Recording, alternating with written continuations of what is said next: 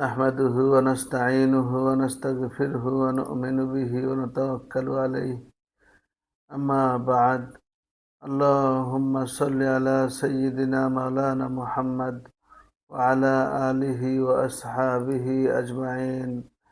اللهم اغفر لحينا وميتنا وشاهدنا وغائبنا وصغيرنا وكبيرنا وذكرنا وأنثانا.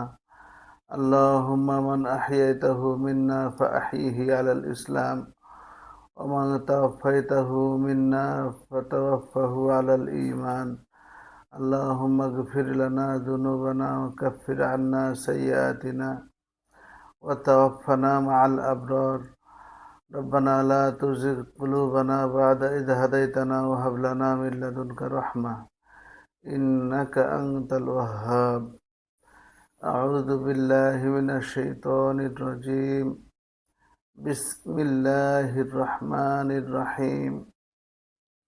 سبح اسم ربك الأعلى الذي خلق فسوى والذي قدر فهدى والذي أخرج المرعى فجعله غثاء أحوى.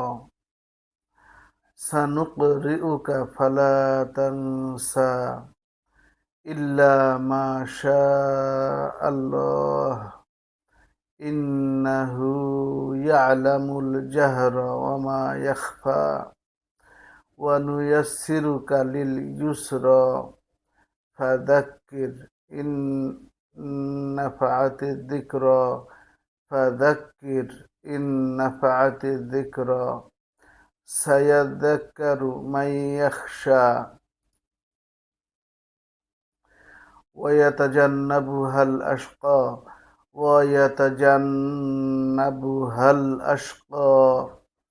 الذي يصلى النار الكبرى ثم لا يموت فيها ولا يحيا. قد أفلح من تزكى وذكر اسم ربه فصلى بل تؤثرون الحياة الدنيا والآخرة خير وأبقى.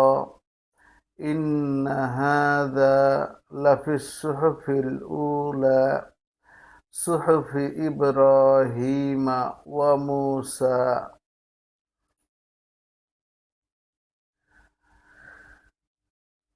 صدق الله المولانا العظيم وصدق رسوله الكريم ونحن على ذلك من الشاهدين والشاكرين ومن المؤمنين والمسلمين. সূরা আল আ'লা তিলাওয়াত শেষ হলো। সরল অনুবাদ পড়ছি। হে নবী, তোমার সুমহান রবের নামের তাসবিহ পাঠ করো, যিনি সৃষ্টি করেছেন এবং সমতা কায়েম করেছেন, যিনি তাকদীর গড়েছেন তারপর পথ দেখিয়েছেন, যিনি উদ্ভিদ উৎপন্ন করেছেন তারপর তাদেরকে কালো আবর্জনায় পরিণত করেছেন। আমি তোমাকে পড়িয়ে দেব, তারপর তুমি আর ভুলবে না, তবে আল্লাহ যা চান তা ছাড়া। তিনি জানেন প্রকাশ্য এবং যা কিছু গোপন আছে তাও। আর আমি তোমাকে সহজ পথের সুযোগ সুবিধা দিচ্ছি, কাজেই তুমি উপদেশ দাও যদি উপদেশকারী হও। যে ভয় করে সে উপদেশ গ্রহণ করে নিবে, আর তার প্রতি অবহেলা করবে নিতান্ত দুর্ভাগাই, যে বৃহৎ আগুনে প্রবেশ করবে, তারপর সেখানে মরবেও না, বাঁচবেও না। সে সফলকাম হয়েছে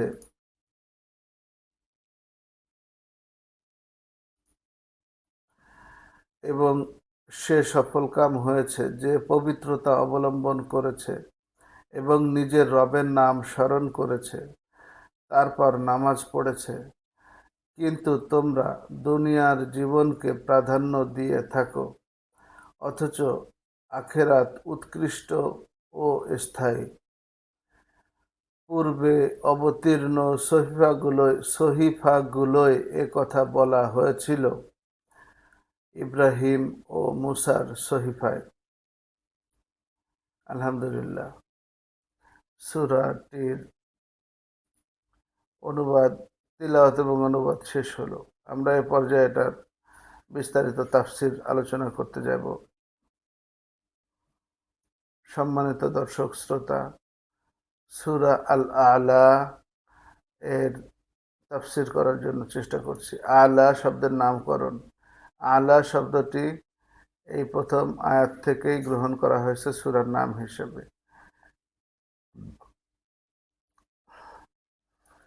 সূরার আলোচ্য সূচি দেখে বোঝা যায় এটা মক্কায় অবতীর্ণ সূরা। অত্যন্ত হৃদয়গ্রাহীভাবে আমাদের এই সূরার বিষয়টিকে তুলে ধরা হয়েছে এবং মানুষের ভালো মন্দ এবং কুরআন নাজিলের উপলক্ষ্য নিয়ে কথা বলা হয়েছে।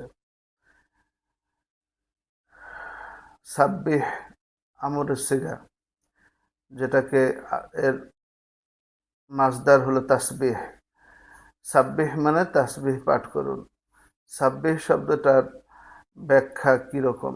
সুবহানাল্লাহ, এটাকে বলা হয় তাসবিহ। তো তাসবিহ শব্দের বাংলা অর্থ হলো দোষ থেকে বিমুক্ত এমন সাক্ষ্য প্রদান। দোষ কি? আল্লাহর আবার দোষ কি? আল্লাহর দোষ, ইহুদি খ্রিস্টান মুশরিকরা বলে যে আল্লাহর শরীক রয়েছে। কেউ বলে আল্লাহর বউ আছে, কেউ বলে আল্লাহর পুত্র আছে, কেউ বলে আল্লাহর সাথে সমকক্ষ অন্যান্য পাওয়ার, আল্লাহর সাথে আরো লোকজন আছে যারা ক্ষমতা ভাগাভাগি করে। তো এটাকে শরিয়াতের ভাষায় শিরিক বলা হয়েছে। তো আল্লাহ রাব্বুল ইজ্জত তো কখনো শিরিক করেন না, আল্লাহর কোনো শরিক নাই, আল্লাহ একক এবং তার ক্ষমতা চিরস্থায়ী। এমত অবস্থায় আল্লাহকে লা শরিক ঘোষণা করা, তাওহীদের ঘোষণা দেয়া এবং তিনি পিতা পুত্র কন্যা এগুলো থেকে মুক্ত, এই ঘোষণা দেওয়াটাকে তাসবিহ বলা হয়। আমরা যখন রুকুতে যাই তখন বলি সুবহানা রব্বি ইয়াল আযীম। আমরা যখন সিজদায় যাই তখন বলি সুবহানা রব্বি আল আলা।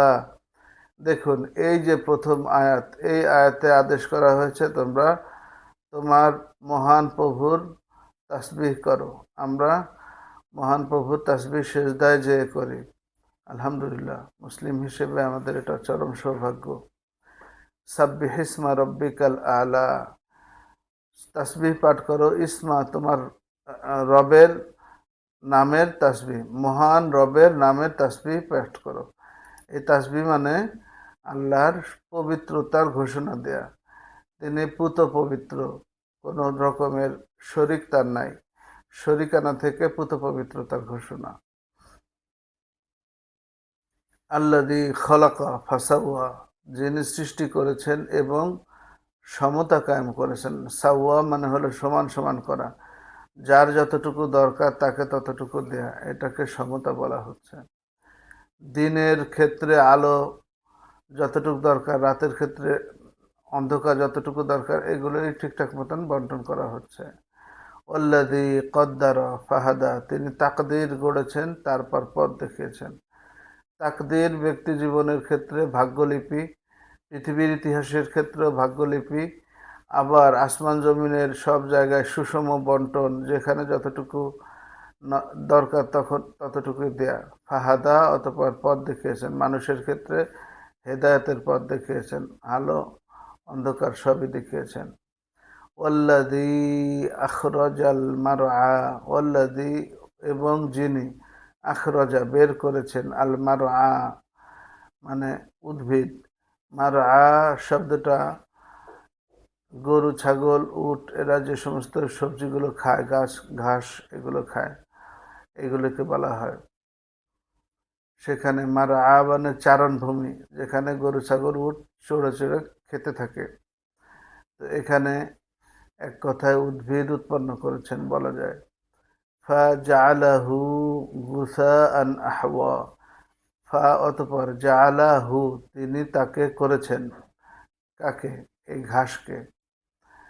গুসাআন আহওয়া, গুসাআন আবর্জনা, আহওয়া মানে হলো কালো, কালো আবর্জনায় পরিণত করেছেন। দেখুন কি সুন্দর সবজি, কি সুন্দর ঘাস, কি সুন্দর ধান, এগুলো লক লক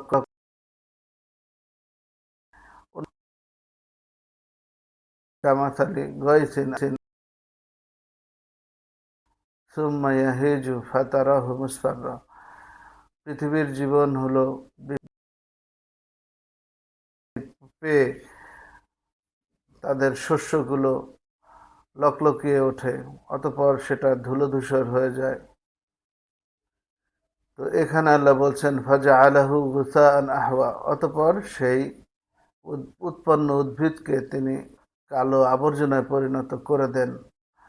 সানুকরিউকা ফালা তানসা, সানুকরিউকা এটা করাআ ইয়াকরাউ মাজদার থেকে মাজহুলের সিগা ব্যবহার করা হয়েছে, মুজারে মাজহুল, জমা মুতাকাল্লিম। সা অতঃপর খুব তাড়াতাড়ি, কদ সিন সাফা এই তিনটা দিয়ে নিকটবর্তী অতীত অথবা নিকটবর্তী ভবিষ্যৎ বোঝানো হয়। সানুকরিউকা আপনাকে পড়িয়ে দেয়া হবে, ফালা তানসা অতঃপর আপনি ভুলবেন না। তো আল্লাহ রাব্বুল ইজ্জতের কোরআনের প্রথম হাফেজ মানুষের মধ্যে রাসূল সাল্লাল্লাহু আলাইহি ওয়াসাল্লাম, তাকে জিবরাইল আলাইহিস সালাম পড়িয়ে দিতেন এবং তিনি তা মুখস্থ করে নিতেন এবং তিনি ভুলতেন না। অন্য একটি জায়গায় আছে যে তুমি মুখস্থ করার জন্য তাড়াহুড়ো করো না, জিহ্বা খুব দ্রুত নাড়াতেন এবং মুখস্থ করার চেষ্টা করতেন রাসূল। আল্লাহ বলছেন যে তোমার এত কষ্ট করা লাগবে না, যেটা মুখস্থ করানোর আমিই করে দিব। ইল্লা মাশা আল্লাহ ইন্নাহু ইয়ালামুল জাহরা ওয়া মা ইয়াখফা, আমি তোমাকে মুখস্থ করিয়ে দেব, তুমি ভুলবে না। ইল্লা মাশা আল্লাহ, এর ভিতর থেকে যদি কোনোটা আল্লাহ ভুলিয়ে দিতে চান সেটার কথা আলাদা। ইন্নাহু নিশ্চয় আল্লাহ, ইয়ালামুল জাহরা ওয়া মা ইয়াখফা জানেন যত কিছু প্রকাশ্য এবং যত কিছু গোপনীয়। ইন্নাহু ইয়ালামুল জাহরা ওয়া মা ইয়াখফা ওয়া নুয়াসসিরুকা লিল ইউসরা, আমরা আপনাকে সহজ করে দিব, সহজ পথ, সহজ সহজ পথকে সহজ করে দিব, মানে দিনের পথ দাওয়াতের কাজকে আমরা সহজ করে দিব। ফাযাক্কির, তাই আপনি উপদেশ দিতে থাকুন। ইন নাফাআতি যিকরা, যদি উপদেশে কাজ হয়। ইন মানে যদি, নাফাআত আর যিকরা যদি উপকারে কাজ হয়। উপদেশ দিতে থাকুন যদি উপদেশে কাজ হয়, কারণ উপদেশ দেয়াই আল্লাহর পক্ষ থেকে নির্দেশ। সা ইয়াযাক্কারু মা ইয়াখশা, হ্যাঁ হ্যাঁ অবশ্যই নিকটবর্তী ভবিষ্যতে উপদেশ গ্রহণ করবে যে ভয় করে, আল্লাহকে ভয় করে, যে মা ইয়াখশা যে আল্লাহকে ভয় করে, সে অবশ্যই উপদেশকে গ্রহণ করবে। ওয়া ইয়াতাজান্নাবুহাল আশকা, আর দূরে রাখা হবে। ওয়া ইয়াতাজান্নাবুহা আল আশকা, আশকা হলো দুর্ভাগ্য লোক, শাকিউন দুর্ভাগ্য, আর আশকা হলো সর্বাধিক দুর্ভাগ্য, ইসমে তাফজিল থেকে আসছে। তো নিতান্ত দুর্ভাগা, চরম অভাগা, দুর্ভাগা যা কপাল পোড়া, সেই তার প্রতি অবহেলা করবে নিতান্তই দুর্ভাগা। ওয়াতাজান্নাবুহাল আশকা মানে হলো যে জিকির তাজকিরা, যে উপদেশ আপনি তাদেরকে দিবেন সেখান থেকে অবহেলা করে থাকবে, দূরে থাকবে, পর্দা টেনে দিবে নিতান্ত দুর্ভাগ্যরাই। আল্লাযী ইয়াসলান নারল কুবরা, আল্লাযী যে, আন-নারল কুবরা বড় আগুনে, ইয়াসলা পড়বে, আগুনে প্রবেশ করবে, আগুনে ঢুকে যাবে। ইয়াসলান নারল কুবরা সুম্মা লা ইয়ামুতু ফিহা ওয়ালা ইয়াহইয়া, এই আগুনে সে বাঁচবেও না মরবেও না, এটা জাহান্নামের আগুন। এক্ষেত্রে অন্য কিছু হাদিস আমাদের প্রণিধানযোগ্য, যে হাসরের মাঠে বিচার ফয়সালা হয়ে যাওয়ার পরে মৃত্যু নামক একটি ছাগল সবার সামনে উপস্থিত করা হবে এবং তাকে জবাই করে দেওয়া হবে এবং ঘোষণা করে দেওয়া হবে যে এরপর থেকে আর কোনো মৃত্যু নাই, মৃত্যু সাবজেক্টটাই এখানে ক্লোজ হয়ে গেল। তো জাহান্নামের আগুনে তারা জ্বলবে, সেখানে মরবেও না বাঁচবেও না, মানে মরার মতন অবস্থা তৈরি হবে। যদি পৃথিবীর জীবন হতো তাহলে তারা মরে যেত, কিন্তু এখন তো পরকালীন জীবন, এখন সে মরবেও না আর বাঁচবেও না। বাঁচবেও না মানে কি, না বাঁচে আর যাবে কোথায়? মরার মতন বাঁচবে, বাঁচার মতন মরবে কোনো মতো, এবং সে সব ধরনের শাস্তিকে চরম মাত্রায় উপলব্ধি করবে।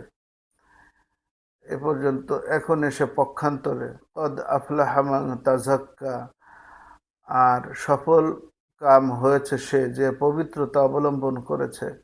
ওয়া যাকারা ওয়া যাকারাসমা রাব্বিহি ফাসাল্লা, এবং স্মরণ করেছে তার প্রভুর নামকে, অতঃপর সালাত আদায় করেছে, নামাজ পড়েছে। নিজের রবের নাম স্মরণ করেছে, তারপর নামাজ পড়েছে। তাহলে আল্লাহ রব্বুল ইজ্জতের নাম স্মরণ করা একটি গুরুত্বপূর্ণ ইবাদত, এবং নামাজ পড়া অবশ্যই আর একটি গুরুত্বপূর্ণ ইবাদত। বাল তুসিরুন আল হায়াত দুনিয়া, বরং তোমরা তো তা করো না, কিন্তু কি করো? তোমাদেরকে দুনিয়ার জীবন তোমাদেরকে পেয়ে বসেছে। তুসিরুনা, আসর দিয়ে, আসর দিয়ে, আপনারা জানেন যে জিনে আসর করে, এই একই আসরের শব্দ থেকে আসছে। বাল মানে বরং, তুসিরুনা তোমাদেরকে আসর করেছে, আল হায়াত আর দুনিয়া, দুনিয়ার জীবন, কিন্তু তোমরা দুনিয়ার জীবনকে প্রাধান্য দিয়ে থাকো। আসার আসার ইয়াসিরু, দুনিয়ার জীবনকে প্রাধান্য দিয়ে থাকো। একটা হলো আসর করা, আর একটা হলো প্রাধান্য দেয়া। তোমরা দুনিয়ার জীবনকে প্রাধান্য দিয়ে থাকো। ওয়াল আখিরাতু খায়রু ওয়া আবকা, আর আখিরাত হলো ভালো এবং চিরস্থায়ী।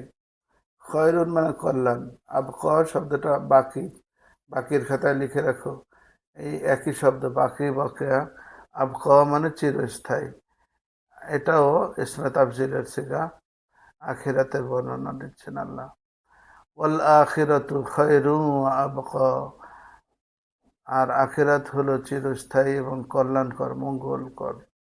ইন্না হাযা লাফিস সুহুফিল উলা, এই যে কথাটি, এই যে নসিহতগুলো, এগুলো পূর্ববর্তী সহিফায় লেখা রয়েছে। পূর্ববর্তী সহিফা কাদের? সুহুফি ইব্রাহিমা ওয়া মূসা, ইব্রাহিম নবীর সহিফা এবং মূসার সহিফা, এদের সহিফায়ও উল্লেখ করা আছে। কি তা? আল্লাহর স্মরণ করবা, নামাজ পড়বা, আর পৃথিবীর জীবনকে সর্বাধিকার অগ্রাধিকার দেওয়ার প্রয়োজন নাই, দিবা না। এটাই সূরাটি শেষ হলো। 19টি আয়াত অত্যন্ত চমৎকার, হৃদয়গ্রাহীভাবে আল্লাহর প্রশংসা করার আদেশ করা হয়েছে, আল্লাহর তাসবিহ করার আদেশ করা হয়েছে, নামাজ পড়ার আদেশ করা হয়েছে, আর আল্লাহ রাব্বুল ইজ্জতের সত্তার কিছুটা প্রচার প্রকাশ করা হয়েছে। আল্লাযী খালাকা ফাসাওয়া ওয়াল্লাযী কদ্দারা ফাহাদা ওয়াল্লাযী আখরাজাল মারআ ফাজআলাহু গুসাআন আহওয়া,